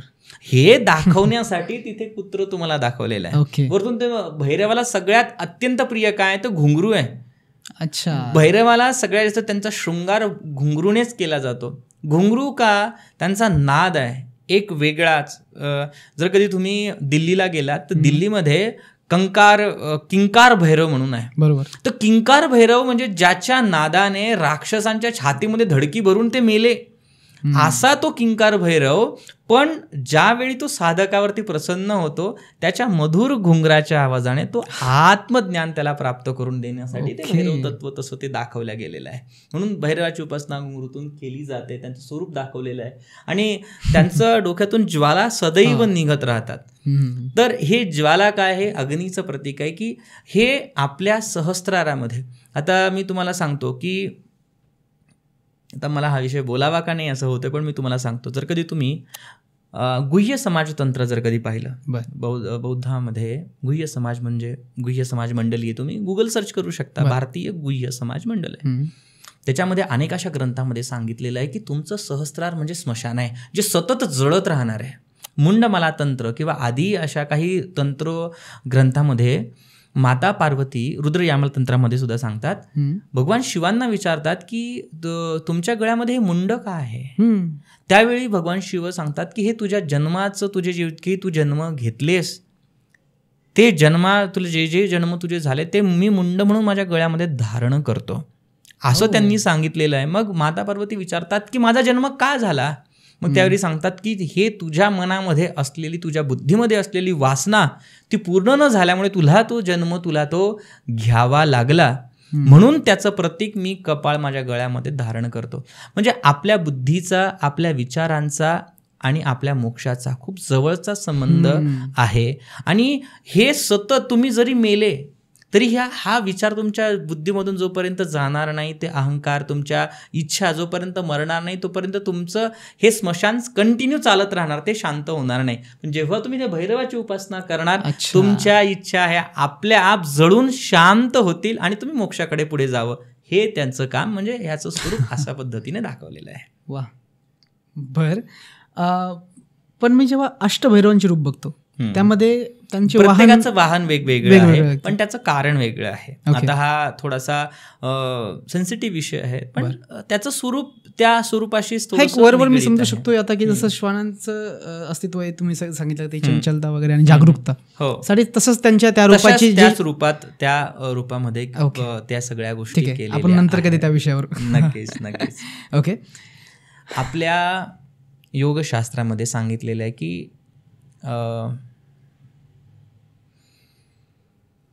श्रीमद भागवत कथा जेव्हा तुम्ही वाचाल, श्रीमद भागवत जेव्हा वाचाल तेव्हा तिथे तुम्हाला गोपीगीत आदीचा अध्याय येतो. तर त्यामध्ये डोंगरेजी महाराजांनी रास पंचाध्यायीवरती खूप विशिष्ट वर्णन केलेलं आहे. ओके. त्यावेळी त्यांनी सांगितलेलं आहे की मला तो श्लोक आठवत नाही आहे की प्रत्येक इंद्रियातून कृष्णरस पिणारी म्हणजे गोपी आहे. प्रत्येक नाडीमध्ये ज्या काही 72,000 गोपी दिसत आहेत त्या म्हणजे 72,000 नाड्या आहेत आणि ते त्या कृष्ण भक्तीमध्ये तल्लीन दाखवण्यासाठी रासलीला केली जाते. त्यामध्ये त्यांनी सांगितलं आहे, संदर्भ दिलेला आहे की आपल्या शरीरामध्ये अशा काही नाड्या आहेत की त्या नाडीवरतूनच तुम्हाला ह्या जे सगळे विकार आहे हे काम करतात. आणि अष्टभैरव हे फक्त तुमच्या कुंडलिनीतले हे 8 असे पॉइंट आहेत की त्या ठिकाणी ते प्रेस केल्यानंतरच तुम्ही प्रत्येक इंद्रियातून तुम्ही मुक्त होऊ शकून तुम्ही इंद्रियांच्या पलीकडे जाणार. यासाठी अष्टभैरव आहे. म्हणजे ते हे जे तत्व आहे हे खूप मिळतं जुळतं आहे. म्हणून त्याचं आपल्याला सांभाळून त्या गोष्टी सगळ्या बघायच्या आहे, समजून घ्यायच्या आहेत. ओके. ठीक आहे. बटूक भैरव. ठीक आहे. आता तुम्ही एवढी छान प्रतिमा मला दिली बटूक भैरवविषयी, त्याविषयी काहीतरी सांगा. तंत्रशास्त्रामध्ये जसं अष्टभैरवांना महत्त्व आहे तसं बटुकांना सुद्धा खूप जास्त महत्त्व आहे. बालरूप आहे ना? बालरूप आहे. आता बघा, कालभैरवाचं जे रूप आहे यांना शिवाचा अवतार सांगितलं गेलं आहे. बरोबर. शिवांचा अंश 2 त्याच्या कथा आहेत. वीरभद्र, लिंगायत समाजामध्ये जे वीरभद्र स्वामी ते सुद्धा भैरवाचं स्वरूप आहे. पण यामध्ये शिवाचा अंश भैरवांना सांगितलं जातं. पण बटूक हे शिवांचा अंश नाही आहे. बटूक हे साक्षात शिव आहे. आपद नावाच्या राक्षसाला वरदान प्राप्त होता की त्याने सांगितलं की माझा मृत्यू कोणाकडूनच नाही झाला पाहिजे, अगदी 6 वर्षाच्या मुलाकडून माझा मृत्यू झाला पाहिजे. तर भगवान शिवांनी 6 वर्षाच्या बालकाचं रूप घेऊन त्या आपद नावाच्या राक्षसाचं दहन केलं, त्याचा वध केला. म्हणून त्यांचं नाव आपद उद्धारक हा आहे त्यांचं मूळ रूप. आणखी तुम्हाला सांगतो, कालीखंडामध्ये, छिन्नमस्ता खंडामध्ये असं सांगितलेलं आहे ग्रंथामध्ये की 1000 छिन्नमस्ता, 1,00,000 काली, सगळ्या संपूर्ण दशमहाविद्या, सगळ्यांचं एक तेज झालं. तेच तेज म्हणजे बटूक भैरव. तंत्रशास्त्रातलं सर्व नॉलेज म्हणजे बटूक महाराजांकडे आहे. जोपर्यंत बटुकांची कृपा होत नाही तोपर्यंत तुम्हाला तंत्र अवेलेबल होणार नाही. मुख्य असे 4 बालकांचे प्रकार आहे की ते तुम्हाला आपल्या धर्माच्या ग्रंथामध्ये तुम्हाला सापडतात. एक म्हणजे सुब्रह्मण्यम, एक म्हणजे गणपती, एक आहे बटूक. हे 3 जे रूप आहे हे तुम्हाला बालरूपामध्येच त्या देवतेची आराधना केली जाते. आणि चौथी म्हणजे बाला त्रिपुर सुंदरी. ते जे चैतन्य आहे, ज्या चैतन्याला मी परब्रह्म मानतो आहे, पण मला जोपर्यंत मी स्वतः बाल होणार नाही तोपर्यंत मला ते चैतन्य समजून येणार नाही. म्हणून आपण म्हणतो ना, विठू माझा लेकरं बाळा. आपण लेकरं झालो त्यावेळी ती आई झाली. इथेही तीच कन्सेप्ट आहे, इथे वेगळी नाही आहे. अच्छा. ज्यावेळी तुम्ही बटुकाची साधना करता त्यावेळी संपूर्ण महाविद्यांच्या साधनेचं फळ, संपूर्ण शक्तींचं फळ तुम्हाला भेटतं. असं सांगितलं गेलं आहे की ब्रह्मराक्षस, वेताळ आदी तुमच्या पुण्य किंवा जे तुमची साधनेचं बल हे क्षीण करतात जेव्हा तुम्ही ह्या तंत्र साधनेमध्ये येतात. कारण की तुमचा आवरा अगदी क्लीन झालेला असतो किंवा तुम्हाला त्या एनर्जीचं गणित अगदी तुमच्या हातामध्ये यायला सुरुवात होऊन जाते, तुम्हाला ते समजायला सुरुवात होऊन जाते. त्यामध्ये तुम्हाला अहंकार येणं स्वाभाविक आहे, मोह येणं स्वाभाविक आहे. हे मोहच म्हणजे काय? हेच राक्षस आहे, हेच म्हणजे तो ब्रह्मराक्षस आहे. मग अशातून तुम्हाला बाहेर पडण्यासाठी ते नॉलेज येणं गरजेचं आहे. म्हणून बटुकाची साधना आहे. आणि कलियुगामध्ये तो बटुकाची उपासना त्वरित फलदायी ठरते. कलियुगामध्ये काही ज्या उपासना आहेत ना त्या खूप लवकर फलदायी ठरणाऱ्या आहेत. त्यातलं बटूक एक आहे, तारा महाविद्या आहे, बाला त्रिपुर सुंदरीची उपासना आहे, छिन्नमस्तिका आहे, आदींच्या उपासना, त्यातल्या त्यात भगवती दुर्गा परमेश्वरी म्हणजे चंडी परमेश्वरीची साधना. आपल्या श्री पितांबरा बगलामुखी शक्तिपीठममध्ये 11 वर्षापासून कालभैरव जयंतीचा उत्सव खूप मोठ्या पद्धतीने आपण साजरा करत असतो. आणि या 11 वर्षामध्ये तो जो वेळ असतो जेव्हा तुम्ही भैरवाची उपासना आपले सगळे साधक करत असतात, योग्य पद्धतीने करत असतात, तर त्यांचं आयुष्य खूप जास्त ग्राफिकल चेंज होताना आम्ही स्वतः पाहिलं. आमच्या आयुष्यामध्ये भैरवाचीच कृपा आहे. ज्यावेळी भैरवाची गरज कुणाला माहिती का? जेव्हा तुम्ही आता श्वान पाहिलं, कुत्र पाहिलं, श्वानला काय म्हणतात? वफादार. खूप त्याला लॉयल असतो. आणि आपल्या युनिव्हर्समध्ये अशी एक शक्ती आहे की ती तुमच्याशी लॉयल असते, ती तुम्हाला हेल्प करते. तेच पाश्चिमात्य देशाने त्याला अँजेल म्हणतात, काय कोड, काय ते अनेक नावं आहे. मला असं वाटतं आपल्या सनातन धर्मामध्ये हेच ते एंजल आहेत, हेच ते आहे. त्याला कोणी बाप्पा म्हणतं तर कोणी त्यांना भैरव म्हणतं, जे तुम्हाला मदत करतात. ही अशी देवता आहे. आणि श्वान याच्यासाठी की ज्याचं वाहन इतकं लॉयल आहे तो किती लॉयल असेल ह्या तुम्हाला समजण्यासाठी ते स्वरूप तसं दिलं जातं. आणि भैरवाची साधना आपणच केली असं नाही. छत्रपती संभाजी महाराज, छत्रपती शिवाजी महाराज, महाराणा प्रताप, मोठ्या मोठ्या वीरांनी यांची साधना केली. राजस्थानामध्ये तर भैरवाला खूप जास्त महत्त्व आहे. राजस्थानीमध्ये एक म्हण आहे की पुत्रो ऐसो जनियो जाके शत्रू है हजार. जर कधी तुमचा पुत्र बलवान आहे केव्हा समजेल, जेव्हा त्याच्यामध्ये 1000 शत्रू त्याचे उत्पन्न होतील. म्हणून प्रत्येक चौकामध्ये तुम्हाला भैरू, काला भैरू, बटू भैरू नावाने त्यांची साधना दिली जाते. शाबर तंत्रामध्ये तर सगळ्यात जास्त मंत्र तुम्हाला भैरव आणि हनुमंताचे दिसणार. करेक्ट. म्हणजे हे वेदांताच्या पलीकडे नाही आहे, पण वेदांताचा विचार तुमच्यामध्ये रुजला पाहिजे यासाठी तुम्हाला वेगळ्या शक्तीची मदत घ्यावी लागणार आहे. ते तत्व म्हणजे भैरव तत्व आहे. जेव्हा तुम्ही भैरवाची साधना करता, तुमच्या आयुष्यामध्ये समर्पित लोक यायला सुरुवात होऊन जाते, तुम्हाला योग्य मार्ग दिसायला सुरुवात होऊन जातो आणि तुमचं आयुष्य परिवर्तित होतं. यासाठी भैरव आहे. ओके. आता तुम्ही शाबर मंत्राचा उल्लेख केला. नाथ संप्रदायामध्ये सुद्धा असं एका ठिकाणी सांगितलं की देवीची उपासना करण्याच्या आधी हनुमानाची उपासना आणि कालभैरवाची उपासना केली जाते, जे की तुमचं माया काढण्याचं काम करतात, आणि मग तुम्ही देवीची उपासनेसाठी पुढे सुरुवात करू शकतात. आता इथं पुन्हा असा प्रश्न पडतो, हे सुद्धा की शक्तिपीठ जिथे जिथे तिथं कालभैरव आहेत, तर मग देवीचं रूप खरंच इतकं पॉवरफुल आहे का जे कालभैरवांना त्यांच्या रक्षणासाठी तिथं थांबावं लागतं? हो, मी तुम्हाला अगोदर सांगितलं की जे जसं दिसतंय तसं त्याचा अर्थ नाही आहे. हे तत्व समजून घ्या. जर कधी मी या ठिकाणी एखादी पणती लावलेली आहे, तर पणती ही जर कधी शक्ती, तर शक्ती तयार करण्यासाठी तिथे बेस अगोदर मला काहीतरी करावं लागणार आहे. त्याशिवाय शक्ती उत्पन्न होणार नाही, ती थांबणार नाही आहे. अग्नी जरी मी प्रज्वलित केला, काही जरी प्रज्वलित केलं, तर मला त्याला काहीतरी बेस द्यावा लागणार, तेव्हा ती शक्ती तिथे उभं राहणार. लाईट जरी मी कधी केला, मोठा हॅलोजन जरी लावलं, तरी त्याला मला स्टँड द्यावं लागेल, काहीतरी करावं लागेल. शक्तीचा जो त्याचं जे स्थान आहे, शक्तीला जी काही कंट्रोल करण्याची जी ऊर्जा आहे, तीच म्हणजे भैरव आहे. ते मोठं किंवा छोटं त्याचा संबंध नाही आहे. तिला स्टँड तर लागेल ना, तिला काहीतरी जागा किंवा तिला कोणतं तरी एक आधार लागेल. आधार याच्यासाठी की ती शक्ती कंट्रोलच्या बाहेर नाही गेली पाहिजे. जी आता ती कंट्रोलमध्ये आहे म्हणून ती सृजनशीलतेचं कारक आहे. पण जेव्हा ती कंट्रोलच्या बाहेर जाणार तेव्हा ती संहार करू शकते. म्हणून सृजनशीलता आणि संहारता या दोघांमध्ये जे बॅलन्स करणार आहे तेच म्हणजे भैरव आहे. ठीक आहे, पुन्हा कालभैरवांच्या उपासनेवर येऊ आपण. काय काय चांगले आणि वाईट परिणाम होऊ शकतात? कारण वाईट मुद्दा म्हणतो की बाहेर खूप गैरसमज आहेत की चुकीचं काही केलं तर परिणाम वाईट होऊ शकतो वगैरे वगैरे उपासनेनंतर. हे असं काही खरं आहे का? हा एक प्रश्न. नाही, तसं काहीच नाही आहे. बरं, भैरव उपासना तुम्हाला सगळ्यात अगोदर मोहापासून दूर करते. पण तुम्ही म्हणत असाल की माझी गर्लफ्रेंड माझ्याकडनं रुसली नाही पाहिजे आणि मी भैरव साधना करावं, तर ही आपली चुकी आहे. अशा चुकीच्या कार्यासाठी भैरव तुम्हाला तो मोहापासून दूर करण्यासाठी आहे, ना की मोहामध्ये अडकण्यासाठी.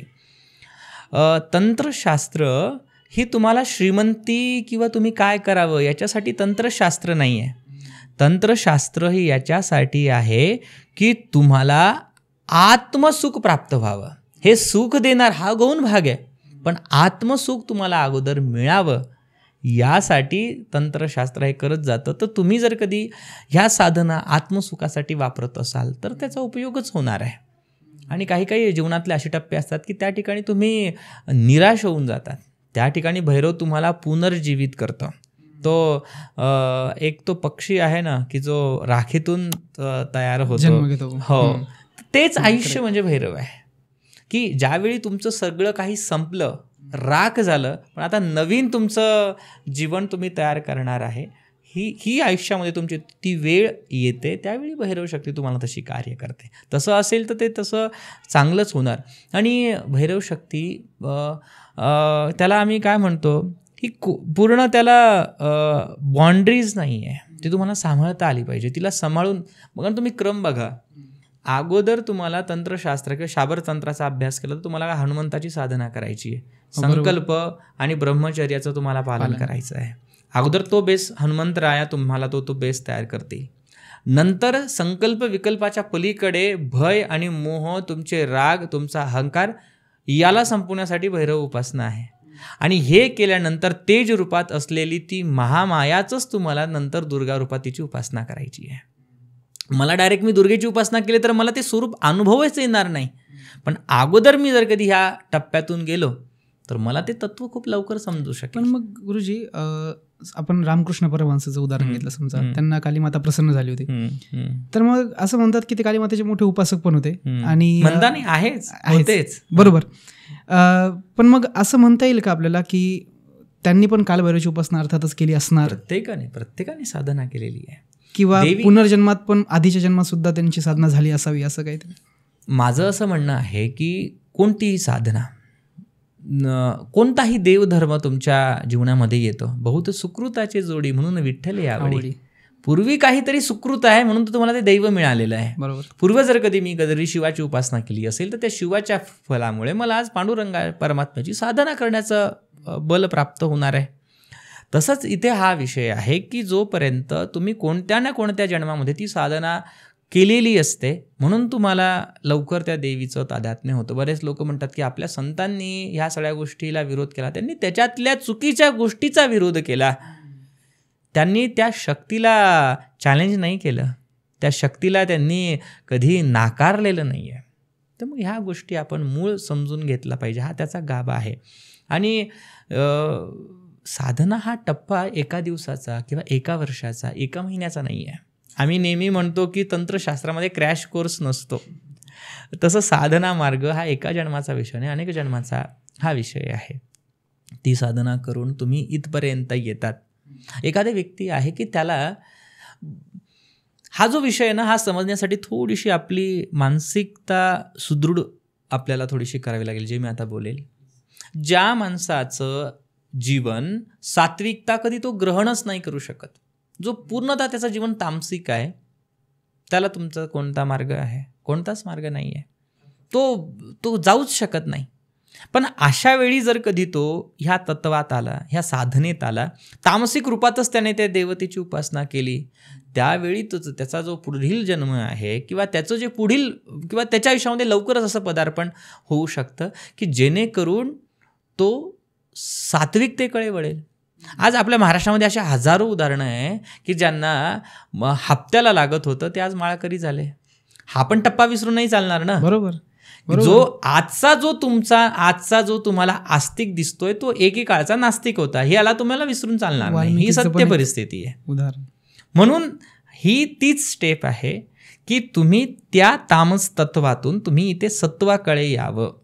हा सगळा प्रोग्रॅमिंग तो तुमचा तसा पद्धतीने आपल्या धर्मशास्त्राने केलेला आहे. पण एखाद्याला ते प्रोग्रॅमिंग मानणंच नाही आहे, त्याला ते जर कधी करायचंच नाही आहे, त्याला त्याच्यातच गुंतायचं आहे, तर मग त्याच्यात कोणाचा काही दोष नाही.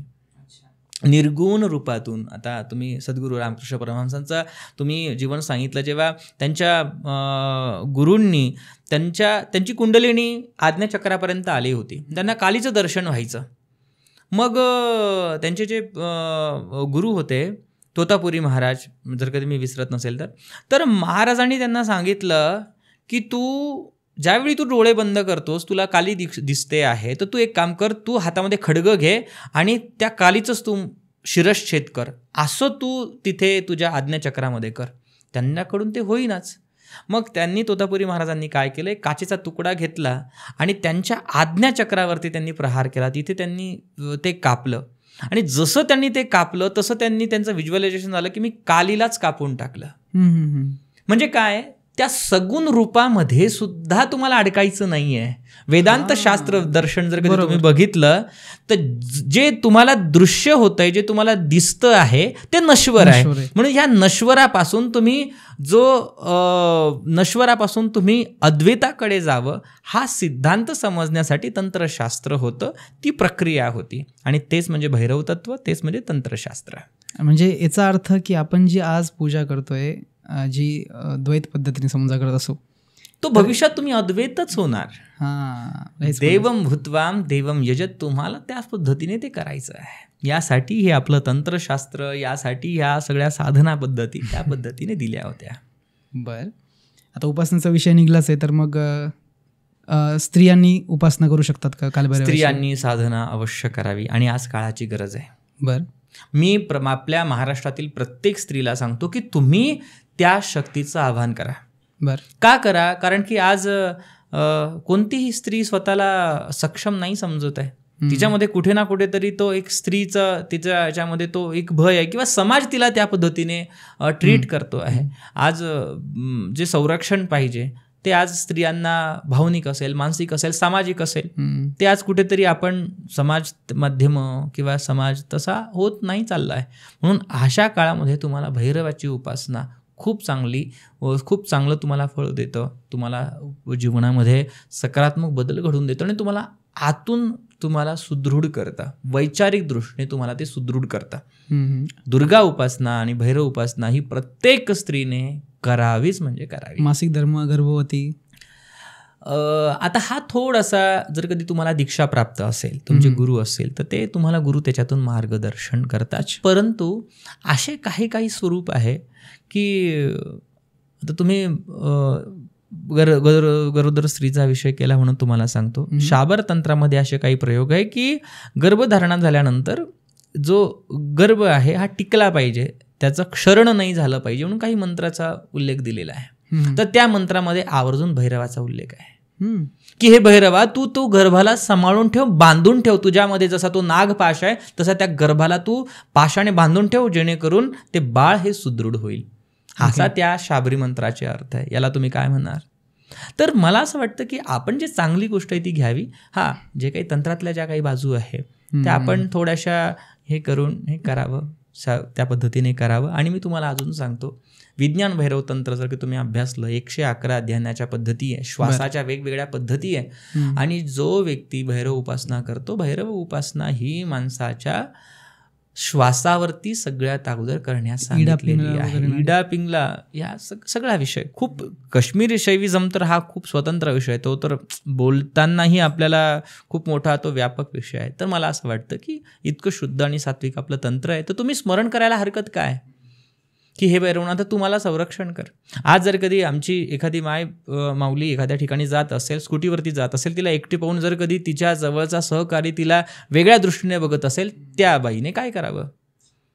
तर असा प्रसंग तुम्हाला त्या गोष्टी केल्या पाहिजे. माझ्यासमोर एक प्रसंग, आमच्या गावामध्ये एक प्रसंग असा घडला होता की माझ्याकडे जळगाववरून काही आमच्या माता भगिनी आल्या आणि त्यातल्या एका ताईने सांगितलं की मी ज्या ठिकाणी काम करते त्या ठिकाणी मला खूप जास्त त्रास होतो आहे, थोडेसे विवाद काही आहे किंवा थोडीशी तिच्याबद्दल बघण्याचा दृष्टिकोन खूप जास्त तिचा लोकांचा खराब झालेला आहे आणि जाणून बुजून तिला लोक त्रास देत आहेत. आता आहे समाजाची ही वास्तविकता, त्याला तुम्ही नाकारू नाही शकत. आज जो खूप मोठं पगडी घालणारे किंवा चांगले मोठे अधिकारी सुद्धा त्यांचं चारित्र तुम्ही नाही सांगू शकत, हे महिलांना माहिती असतं. तर त्यावेळी ज्यावेळी सांगितलं की ताई तू फक्त त्या भैरवाचं स्मरण कर, त्याला तू विनंती कर. 3 वर्षापूर्वीचा हा विषय आहे. आणि जेव्हा त्या ताईने त्या भैरवाची प्रार्थना करणं सुरू केली, फक्त प्रार्थना, जी तिला काही नाममंत्र आधी 3 वर्षे दिले असतील ते तिने व्यवस्थित पद्धतीने केले. 4थ्या दिवशी जो व्यक्ती तिला जाणून बुजून टॉर्चर करत होता, हरेसमेंट करत होता, त्या व्यक्तीचा ॲक्सिडेंट झाला. आणि त्या व्यक्तीने तिला सांगितलं की ताई मला माफ कर, मी तुझ्याकडे खूप चुकीच्या दृष्टीने पाहिलं. याला तुम्ही काय म्हणणार? हे असे एक नाही, अशा हजारो उदाहरणं आहे. मी म्हणत नाही की तुम्ही काही मोठे तांत्रिक मंत्र करा किंवा काही अजिबात नाही, स्मरण तर करा. त्या स्वरूपाला तुम्ही त्या गोष्टी गेलं पाहिजे. दत्त संप्रदायामध्ये सुद्धा दत्त महाराजांना मी भैरव नाही म्हणते, तुम्ही भैरवाचा विषय जेव्हा गुरु शिष्याचा विषय निघाला तेव्हा मी तुम्हाला सांगितलं ते तत्व, ज्याने ते तत्व समजून घेतलेलं आहे तेच भैरव आहे ना. दत्त महाराजांनी त्या ललिता त्रिपुर सुंदरीचं स्वरूप समजून घेतलं, त्यांना सुद्धा भैरव रूपातच मानलं जातं. तर आपले इष्टच जर कधी भैरव रूपात वावरता आहेत तर मग आपण काय करावं? म्हणजे तुम्ही त्रिशीर भैरव सांगितलं, हे कंबोडियाच्या ठिकाणी सापडलेलं मंदिरामध्ये असलेली ती मूर्ती आहे. आणि खूप मोठा व्यापक हा सगळा विषय आहे. तर प्रत्येक स्त्रीनी शक्यतोवर रविवार हा भैरव उपासनेचा अत्यंत शुभ दिवस असतो. कृष्ण पक्षामध्ये म्हणजे पौर्णिमेच्या अगोदरचा, पौर्णिमेनंतरचा दिवस, कृष्ण पक्षामध्ये येणारी जी अष्टमी आहे त्या दिवशी तुम्ही भैरवाचं दर्शन घ्यावं. भैरवाला काही दारू वगैरेची या सगळ्या गोष्टीची आपल्याला काही गरज नाही आहे, परंतु भैरवाला उडदाचे वडे सांगितलंय, मांस सांगितलंय. मांस म्हणजे काय, तर उडीद. ओके. तर उडीदाचे वडे देवाला अत्यंत प्रिय आहे. आणि हे तर आयुर्वेद पण सांगतं की त्याच्यामध्ये इतकं प्रोटीन आहे की जितकं त्या याच्यामध्ये असतं. बरोबर. तर मला असं वाटतं की आपले शास्त्रकार खूप हुशार होते. कलियुगात माणूस काय करू शकेल हे त्यांना कल्पना होती. म्हणून उडदाच्या वड्यांचा नैवेद्य रविवारी भैरवनाथाला दाखवावा, कुत्र्यांची सेवा करावी. कुत्र्यांची सेवा म्हणजे घरामध्ये कुत्रं पाळावं असं नाही म्हणत मी, ज्यांचं असेल ते तो भाग वेगळा.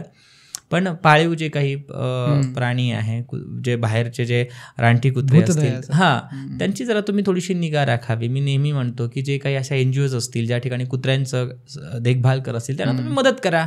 आजच्या युगामध्ये ही खरी सेवा आहे. त्या गोष्टी तुम्ही करा, त्याच्यातून भैरव तुमच्यावरती नक्की प्रसन्न होतील. आणि भैरवाला सत्य खूप जास्त प्रिय आहे. लोकांच्या आयुष्यामध्ये वाईट का घडतं भैरव साधना करतं? बरेच लोक सांगतात आम्ही भैरवाचं साधना केलं, आम्हाला वाईट अनुभव आला. तो वाईट नाही अनुभव आला, तो सत्य अनुभव आला. तुमच्या डोळ्यासमोर ते मोहाचे जे काही तारे चमचमतात ते सगळे तुमचे ते मोहाचे चष्मे उतरवून भैरव ठेवतात. पण आपल्याला सत्य डोळ्यासमोर नको असतं. आपल्या डोळ्यासमोरनं आपण सगळ्यांची एक वेगळी प्रतिकृती केलेली असते. हा असा, त्याने असंच वागलं पाहिजे, एक कल्पना असते. मानवी मेंदूचा तो संकल्प तसाच आहे. कल्पना शक्तीमध्ये स्वभाव तो तसा असतो. ज्यावेळी भैरव जीवनामध्ये येतात ते हे सगळे जे मुखवटे एक नंबर ते तोडतात. आणि सत्य नग्न भैरव आहे ना, ते नग्न करतात माणसाचं हे चारित्र्य, हे अस्तित्व हे तुम्हाला बघायचं आहे. आणि माणसाला सत्य कधी पचत नाही म्हणून लोक घाबरतात, पण तसं काही नाही आहे. ओके. तुम्ही उल्लेख केला जसं त्रिशीर भैरव कंबोडियामध्ये वगैरे असं आढळलं, तसं भारतामध्ये कालभैरवाचं दर्शन घेण्यासाठी अशी कोणकोणती मंदिरे जिथे आवर्जून जायला पाहिजे? महाराष्ट्रामध्ये तर प्रत्येक आपल्या उत्तर महाराष्ट्र असेल किंवा तुमचं पश्चिम महाराष्ट्र असेल, प्रत्येक ठिकाणी काळभैरवाचं मंदिर प्रत्येक गावामध्ये बऱ्याच ठिकाणी तुम्हाला भेटतं. पुणे जिल्ह्यामध्ये तर तुम्हाला अनेक ठिकाणी काळभैरवाचं मंदिर भेटतं. आपल्या 96 कुळ मराठा जे आहे, ह्या मराठ्यांच्या कुळामध्ये काळभैरवाची उपासना ही पहिल्यापासूनच आहे. त्यामुळे भैरवाचं मंदिर महाराष्ट्रामध्ये खूप जास्त आहे. सोनारी जे आहे त्या ठिकाणी भैरवनाथाचं मंदिर प्रसिद्ध आहे. सोबत भारताचा विचार केला तर वाराणसीचं कालभैरव अत्यंत जागृत आहे, त्यांचं दर्शन घेतलं पाहिजे. वाराणसीला बटुक भैरवाचं दर्शन आहे, त्याचं आपण दर्शन घेतलं पाहिजे. हे मुख्य जे ठिकाण आहे ते. नंतर उज्जैनचे कालभैरव हे सुद्धा खूप जास्त प्रसिद्ध आहेत.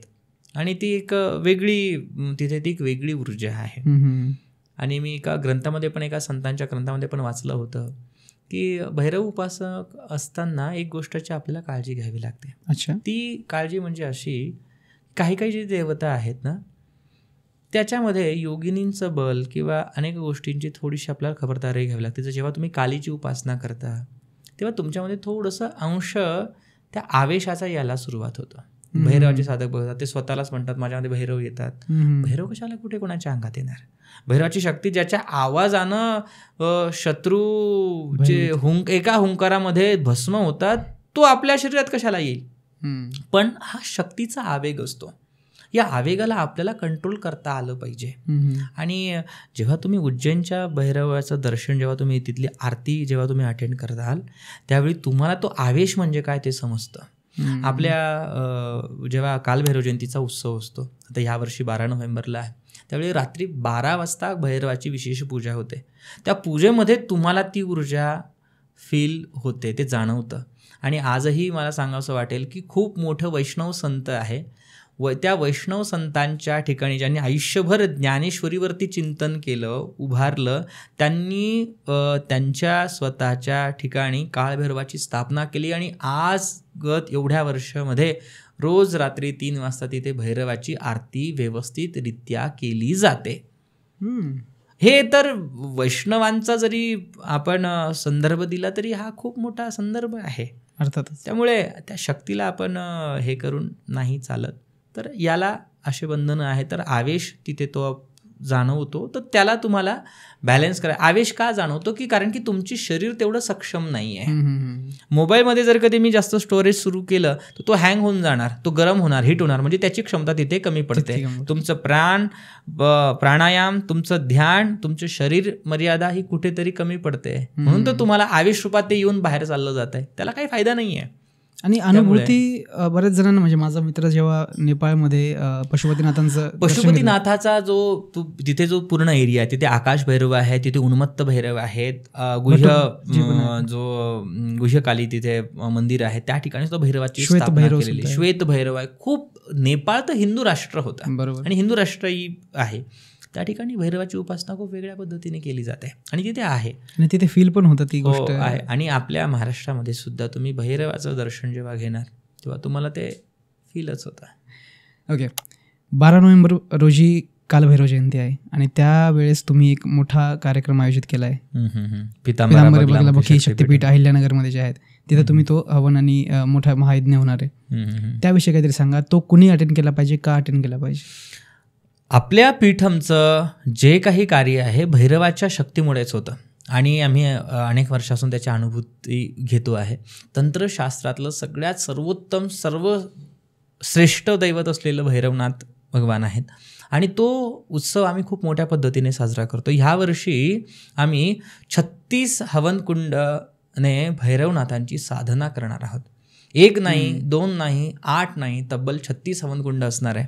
आणि दुर्गा सप्तशतीच्या प्रत्येक मंत्राला कालभैरवाच्या मंत्राचं संपुटीकरण करून हवन केलं जाणार आहे. ओके. आणि ते केल्यानंतर वेगवेगळे, म्हणजे जो स्वरूप पाहिलं तर अष्टभैरवांचं सुद्धा वेगळं हवनकुंड असणार आहे. प्रत्येक भैरवाचं वेगवेगळं हवनकुंड, त्यांची स्थापना, त्यांची साधना ही वेगळी असणार आहे. ती पूजा तिथे आपण ह्या वेळेला ठेवलेली आहे. मध्यरात्रीला गुरुथी पूजा जी केरला ह्या साईडमध्ये होते, भद्रकालीची, ती पूजा भैरवाची आपण त्या वेळेला ठेवलेली आहे. तर हे याच्यासाठी आहे की आपल्या धर्माचं संरक्षण व्हावं.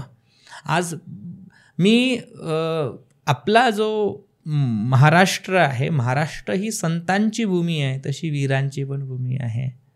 ज्या छत्रपतींनी हातामध्ये तलवार घेतली, पण त्याच छत्रपतींनी धर्माचं संरक्षण केलं, मंदिराचं जीर्णोद्धार केले, संरक्षण केलं. म्हणजे एकीकडे जपमाळेचा मणी आणि एका हातामध्ये सुद्धा तलवार, म्हणजे शस्त्र आणि शास्त्र हे शिकवणारे महाराज होते. मग आपल्याला पण आज त्याची गरज आहे. आज कुठे ना कुठेतरी मी थोडंसं आता जे बोलतो हे थोडंसं वाईट वाटेल, परंतु हे सत्य आहे. आपल्या रामायण महाभारतामुळे छत्रपतींसारखे राजे घडले आणि आज आपण रामायण महाभारत किंवा भागवत वाचून आज आपण कुठेतरी आपल्यातली वीरत्व कुठेतरी आज आपण विसरत चाललोय. बरोबर. आज आपल्यामध्ये अहिंसा परमो धर्म नक्कीच आहे, हिंसा तथैव, हे विसरून आपल्याला चालणारच नाही आहे. ती आपल्यातलं वीरभाव तो आपल्यामध्ये आला पाहिजे, ते समजलं पाहिजे. आपल्या महाराष्ट्रामध्ये असलेला प्रत्येक शेतकरीचं संरक्षण झालं पाहिजे. आपल्या सीमेवरती असलेल्या प्रत्येक माझ्या सैनिकाचं संरक्षण झालं पाहिजे. यासाठी एवढा मोठा आपण हा प्रयत्न करतो आहे. यामध्ये ज्याला सहभागी व्हायचं आहे, ज्याने या पद्धतीची साधना करायची आहे, माझं असं आम्ही म्हणतो की एक आहुती राष्ट्रासाठी. आज आपण सैनिक होऊन आपण लढायला नाही जाऊ शकत. आज जो ज्या क्षेत्रात आहे त्याने त्या क्षेत्रातलं योगदान द्यावं. जसं वारी घडते, वारीमध्ये प्रत्येकजण वारीपर्यंत पांडुरंगापर्यंत नाही जाऊ शकत. कोणी डॉक्टर त्या वारकऱ्यांची सेवा करतं, कोणी चर्मकार शिवून देतं, कोणी केटरवाला एखाद्या वारकरीला जीव घालतं. प्रत्येकजण आपल्या पद्धतीने सेवा करतं. तसंच आज ह्या राष्ट्रावरती अशी वेळ आहे की ह्या राष्ट्रावरती आपल्याला अशा ऊर्जेची गरज आहे, अशा वीरभावाची आज गरज आहे. यासाठी हे सगळं आपण करणार आहोत. त्यामुळे डिस्क्रिप्शनमध्ये मी एक लिंक देतो, आपण ते डिस्क्रिप्शनमध्ये प्रोव्हाइड करू. ते तुम्ही नक्की त्यामध्ये सहभागी झालं पाहिजे आणि कार्यक्रमाला आलं पाहिजे. एकदा अनुभूती घ्या. नक्कीच अनुभूती घेऊनच मग आपला जीवन हे परिवर्तित होतं. नक्कीच मी पण नक्कीच येणार आहे. आणि माझ्या ऑडियन्सला पण माझी विनंती असणार आहे की जेव्हा सामूहिक पद्धतीने जेव्हा मंत्र उपासना किंवा हवन केलं जातं ना, तिथं कित्येक पटीने जास्त ऊर्जा. आता 108 यजमान आहेत, 36 हवनकुंड आहेत आणि एका सप्तशतीमध्ये 700 श्लोक आहे. त्याला 3 मंत्राचं संपुट म्हणजे 2100 आहुती आणि 108 यजमान म्हणजे 2,26,000पेक्षा जास्त आहुती त्या गणल्या जातील. 1000 लोक एका वेळी ललिता सहस्त्रनामाने कुंकुमार्चना करतील. त्याला कोटी ललिता सहस्त्रनामा म्हटलं जातं. बघा, माझ्याकडे एक श्लोक आहे. मी जेव्हा अध्ययन करत होतो त्यावेळी मला तो श्लोक आवडला आणि मला असं वाटतं की ह्या श्लोकावरती आपलं एक चिंतन प्रत्येकाने करावं.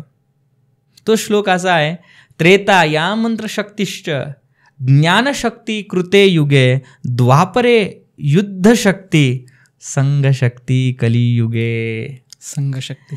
त्रेतायुगामध्ये मंत्रशक्तीचं प्राबल्य होतं, ज्ञानशक्ती ही कृतयुगामध्ये होती, द्वापरामध्ये युद्धशक्ती होती आणि कलियुगामध्ये संघशक्ती म्हणजे प्रत्येकाने एकत्र येऊन साधना करायची आहे या कलियुगामध्ये. म्हणून कलौ चंडी विनायका, या कलियुगामध्ये चंडीची उपासना, भैरवाची उपासना, विनायकाची उपासना जेव्हा सामूहिकरित्या करणार तेव्हा राष्ट्राचा उत्कर्ष व्हायला वेळ लागणार नाही, हे मात्र निश्चित. क्या बात आहे महर्षी. खूप आनंद झाला. तुम्ही ह्या अप्रतिम माझ्या पॉडकास्टला आज तुम्ही ऊर्जेने चैतन्याने भरले आणि ही अशीच अनुभूती आम्हाला नक्की तुमच्या हवन कार्यक्रमात सुद्धा येणार याची मला आशा आहे. आपल्या यस, इतकी ती पॉवरफुल ऑरा मी सुद्धा फील करतोय. परंतु महर्षी वेळेचं बंधन आहे, त्यामुळे आपण छोटासा ब्रेक घेतोय. नक्कीच. पुन्हा एक काहीतरी नवीन आणि गुड माहिती सांगण्यासाठी आमच्या पॉडकास्टवर नक्की या. नक्कीच दादा, नक्कीच. जय श्री कृष्ण.